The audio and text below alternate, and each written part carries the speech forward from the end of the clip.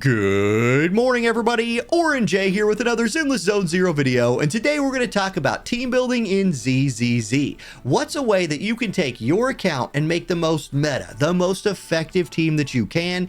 That's what we're going to go over. We're going to go over what the current meta is in the game, how you can kind of fit it to your account, all of that. Now, before we do, I want to talk about the three main roles that characters in this game currently fill. You have damage dealers, because believe it or not, the most important thing right now in this game is doing damage to the enemy. You gotta kill them, you need to do damage, and so most of team building revolves around this like cornerstone of what's my damage dealer for my team.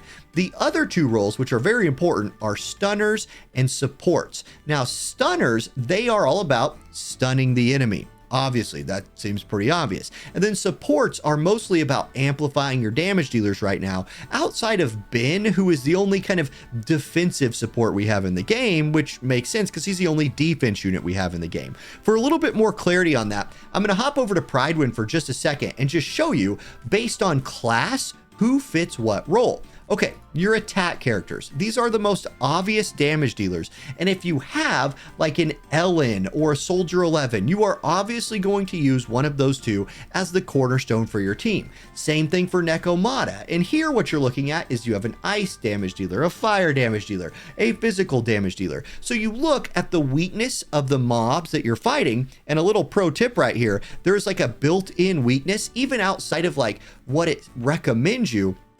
There's a little built-in weakness in the game, and I wrote that down. So like all organic enemies, like living, breathing things, are weak to fire. So that's when it's a good idea to build around like a Soldier 11.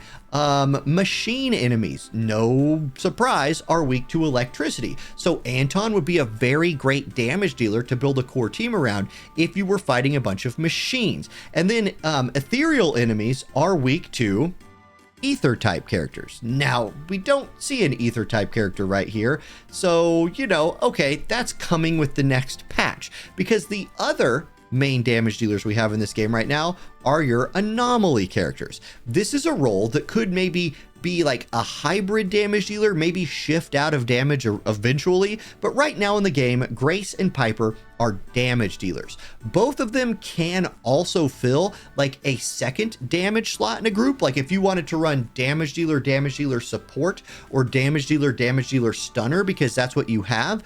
I think both of these are great secondary DPSs, but they could both also fill that main DPS role for you, especially for somebody like Piper, who, because she's a physical unit, when physical units build up their anomaly, it just pops for a whole bunch of damage. So I really like her as a like rotational third piece in a group to bring in maybe after you've already popped your like electric anomaly, to then pop physical anomaly to get that like double anomaly bonus that exists in this game. So anyway, that too much detail right there. That's your damage dealers, your assault characters and your anomaly characters.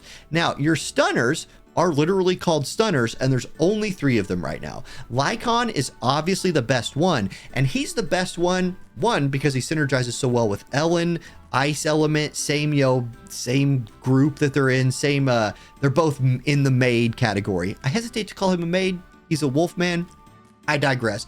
Anyway, he's the best stunner in the game, because when a unit is stunned, when a mob is stunned, they take 150% damage instead of just 100% damage. With Lycan, he can boost that to 180%. So he brings those stuns and he further amplifies the damage that you do after you stun somebody.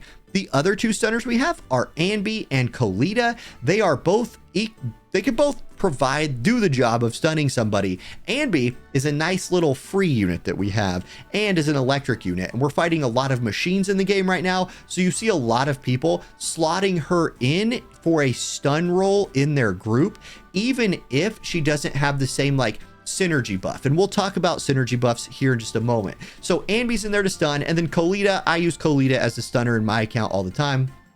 Love her. She's also in there stunning. Now, supports. Let's talk supports for a second. Obviously, the support unit role type are supports. Best one in the game right now is Sokaku. Then we have Rena, we have Lucy, and we have Nicole. What supports do, what all of these characters right here do, is somehow or another buff your damage dealers. That's what they're there for, and that's the role they fill. And then Ben Well, Ben, they put Ben in the stun category here. He's pretty good at stunning the enemy, but he's also a support unit. He provides shields for your group. Really, Ben is the awkward animal in the game right now, and maybe when defense units become more of a thing, defense will gain its like own role in groups, but for right now, I just chalk Ben into the support role. Okay, what I want to do next is jump into the game and show you some examples of meta team builds and how to put them together. All right, now let's talk about what a meta team comp actually looks like in game with some examples. The first thing I want to mention is kind of the next layer of this, which is additional abilities. Now, if you don't know what additional abilities are, every unit in this game has an additional ability that can be triggered by either running them with a same element unit, like a fire unit and a fire unit, or a same faction unit, like a maid service unit and a maid service unit. Either way, it fulfills the criteria and you trigger these additional abilities. So like, for example, let's take a look at Soldier 11. She has multiple fire friends in this group. She only needs one, but she has two for this example. And so that activates her additional ability. When another character in your squad shares the same attribute or faction, Soldier 11 deals 10% more fire damage. So just 10% more damage. It's really important to make sure you are triggering this, especially on your main DPS unit. When attacking stunned enemies, this effect is further enhanced by an additional 22.5%. That's why Soldier 11 synergizes so well with a stun unit like Colita, who can get this stun triggered and is fire. So these two are such a great pairing because Soldier 11 needs a fire friend to activate her additional ability and needs a stunner to get the stun, so her additional ability gives her, another 12.5% in damage dealt to stunned enemies. That's the additional abilities. You want to pay attention to those and you want to make sure you're getting them activated. You can see right now I'm at 3 out of 3. Now say I didn't have Colita. Say Colita wasn't here. Well, I could run Soldier 11 with another fire unit like Lucy here, and then fill in my third spot with a different stunner, maybe somebody like Anby. Now I have the fire synergy right here, so I'm only at 2 out of 3. Only Soldier 11 and Lucy are getting their additional ability triggered. Anby is not, but Anby's only here to come in, stun somebody, like swap in, apply her stun them, swap her out, and then let Soldier 11 come in and just go to town. This is less perfect. It's not as good as the first example you saw, but it definitely still works. My main DPS unit is still getting their synergy, and while 3 out of 3 would be better, 2 out of 3 is better than 0 out of 3. Okay, so let's talk about like easy to follow templates that you could do, because there definitely are some, and the current meta kind of looks like this. Every team comp starts with a main damage dealer. So let's just build a different one. Let's say I'm going to build a comp around Ellen as my main damage dealer. So I'm going to slot her into slot 1. I now need to be thinking about the next 2 slots and making sure I get her additional ability triggered. Okay, for slot 2, you have 2 options right now. You have a support or a stunner. The current meta in the game basically looks like this: main DPS, support, flex spot, or main DPS, stunner, flex spot. For Ellen's case, her best friend is Sokaku right here. Sokaku is a support unit who is also ice. Because she is ice, Ellen now has her additional ability activated, so when another character in your squad shares the same attribute or faction, Ellen deals ice damage. When Ellen when Ellen deals ice damage, subsequent ice damage increases by 3% for 10 seconds, stacking up to 10 times, and repeated triggers reset the duration. Essentially, she does 30% more ice damage, which is crazy. So you want to make sure to get that on. So Kaku is also getting this buff. When she consumes Vortex to activate Fly the Flag, the ice damage of the squad is increased by 20% for 22 seconds. Look at the like 30% more ice damage for my DPS here, 20% more ice damage for my DPS here, by making sure I've put their elements together and get that additional ability triggered. Now, your third spot in this is a flex spot. Let's talk about flex spots for a second, because remember, the current meta is DPS, stunner, flex or DPS support flex, which is what you see on the screen. The flex spot can be any number of things. It can literally be anything. Do you have another support that you just want coming in and providing even more buffs to your DPS? Sure, you could do that. That's what Lucy would be right here. Do you have another damage dealer? This is one that I think is not talked about very much and kind of underrated. Let's say you want Piper in your team. So you're like, you know what I really want to go for right here? I want to proc the ice anomaly, and then I want to be able to proc the physical anomaly, because when you proc back-to-back different anomalies, you do a bonus burst of damage to the enemy. So you could make your flex spot another DPS character, especially if that other DPS character is also something that the mob that you're fighting, especially if it's a boss, is weak to. Say you were fighting a mob that was weak to ice and physical. This is a pretty good team. Now, is Piper getting her synergy bonus here? No, she's not. And that's unfortunate. So it might be better, like if you had it, maybe you would run Corrin instead, because Corrin is a physical damage dealer. You might say, wait, but she's not ice. Doesn't matter. She's in the maid company. So Ellen and Corrin are both in the maid company.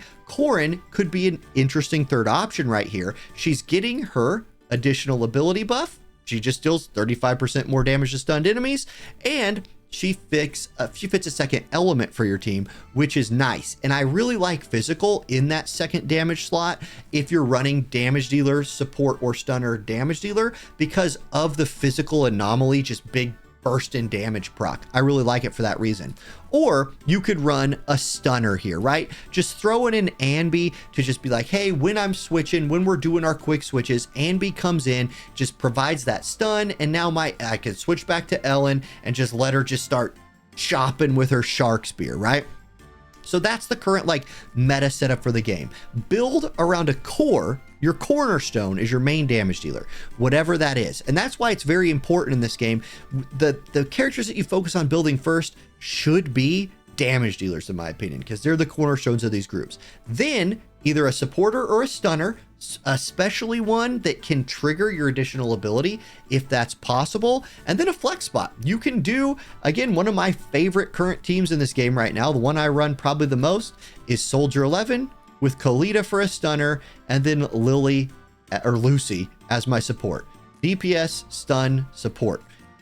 And there you go. That's what the current like meta builds kind of look like. It just depends on what you have, but try to fit those roles and make sure you are getting your additional abilities activated, especially for your main DPS. All right, and lastly, I just want to mention a couple more things. One, Bangboos. Now, Bangboos, none of us have this like wide variety of leveled Bangboos right now, unless you've just spent like so much money in the game that you've got your characters leveled and you've moved on. Anyway, we don't really have that. So I really like Butler Boo because he's very like easy to use with Victorious Housekeeping, since most of us have Victorious Housekeeping. And Bangboos, honestly, the one we get for free is just a great slot him in with any team, and it doesn't really matter, because like as long as you have at least one attack character in your squad, which you're pretty much always going to have unless you're running like a anomaly only DPS squad, he's going to be in here, and his Bangboos chain attack damage will increase by 37.5%. It does a ton of damage. This dude, just like when you can ever trigger him in on his chain attacks, just does a bunch of damage. So right now in the game, like if you have a perfect Bangboos for your squad because you've been like targeting them because you're running like a certain element or a certain faction and you have that faction's Bangboos, run it. That's going to be great. If you're looking for just a generic option, honestly, Bangboos, not that bad. Not that bad. Physical damage is fine. Let him come in there and do that. And then one last tip I wanted to show off here before anything else is if you open the menu in this game, you can go to the the proxy handbook right here. And if you want to see exactly what like different anomalies do or stuns do or anything like that, you can click them right here. So like I was talking about physical being a great splash second damage dealing option, because dealing physical damage to enemies accumulates a physical attribute anomaly, which subsequently triggers assault and flinch effects. When enough damage is accumulated, assault interrupts the enemy and deals massive physical damage, and it is massive physical damage, while flinch increases the days the target takes for a period of time. I think this is a great secondary damage. for that reason, to just trigger that thing. So if you're looking for like maybe a splash of another damage dealer, physical feels pretty good. Also, electric just pops off in the game right now because so many of the things that we're fighting are robots. So electric, electric people are just out here working stuff over a little bit more. Anyway, if you want to look at any of this stuff, you can come into this right here. I use this quite a bit. I use that quite a bit myself. Okay, I hope that was helpful. If you have any questions about specific teams that you're building or anything like that, drop them in the comments section. And have a good one, everybody. I hope y'all have a great, Saturday? Great rest of your weekend. I'll see you next time. Peace.